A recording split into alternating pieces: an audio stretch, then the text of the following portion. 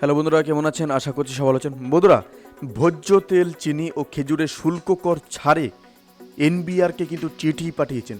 এমনটা কিন্তু আপডেট কিন্তু আমাদের সামনে চলে এসেছে। অবশ্যই বিস্তারিত আলোচনা করবো। তার আগে আপনি যদি এই চ্যানেল নতুন হয়ে থাকেন তাহলে চ্যানেলটি সাবস্ক্রাইব করে আমাদের পাশে থাকুন, এরকমই প্রতিনিয়ত রাজনীতির খবর সবার আগে পাওয়ার জন্য। তাহলে চলো বন্ধুরা, শুরু করা যাক। পবিত্র রমজান মাস সামনে রেখে ভোজ্য তেল, চিনি ও খেজুরের ওপর শুল্ক কর কিছুটা কমতে পারে। এর ফলে ভোক্তা পর্যায়ে পণ্য তিনটির দাম কমে বলে মনে করা হচ্ছে। গতকাল সোমবার এগুলোর শুল্ক কর কমাতে জাতীয় রাজস্ব বোর্ডে অর্থাৎ এনবিআর কিন্তু চিঠি পাঠিয়েছে বাণিজ্য মন্ত্রণালয়কে।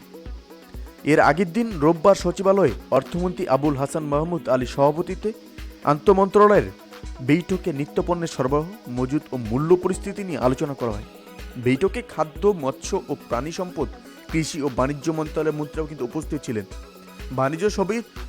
বাণিজ্য সচিব তপন ক্লান্তি ঘোষ গতকাল সন্ধ্যায় প্রথম আলোকে বলেন যে রোববার বৈঠকের আলোচনায় পরিপ্রেক্ষিতে আমরা চিঠি পাঠিয়েছি এনবিআরে। একই ধরনের চিঠি 2 মাস আগেও কিন্তু পাঠানো হয়েছিল। বাণিজ্য সচিব আরও জানান, চিঠিতে ভোজ্য তেলে মূল্য সংযোজন কর অর্থাৎ ভ্যাট কমানো এবং চিনিতে নিয়ন্ত্রণমূলক শুল্ক অর্থাৎ আরডি প্রত্যাহারের কথা বলা হয়েছে। এছাড়া শুল্ক কর কমানো অনুরোধ করা হয়েছে। খুব দামি না, অথচ সাধারণ মানুষ বেশি ব্যবহার করে এমন খেজুরের ওপরও কিন্তু শুল্ক কমানোর কথা বলা হয়েছে।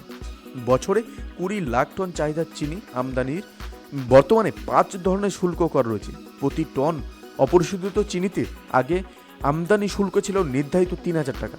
গত নভেম্বরে তা কমিয়ে অর্ধেক অর্থাৎ 1,500 টাকা করা হয়।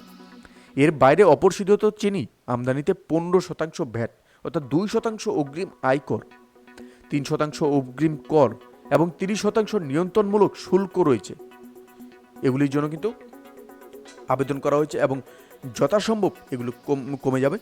আর এই ভিডিও সম্পর্কে আপনার কি মতামত সেটি কিন্তু আমাদের কমেন্ট বক্সে জানাবেন, এবং আপনাদের কি মনে হয় রমজান মাস সম্পর্কে এবং রমজান মাসের এই পণ্যগুলির দাম কমা দরকার কিনা সেগুলো আমাদের কমেন্ট বক্সে জানিয়ে দিবেন। ভালো থাকবেন, সুস্থ থাকবেন, ধন্যবাদ। দেখা হচ্ছে পরবর্তী নতুন একটি কোনো ভিডিওতে।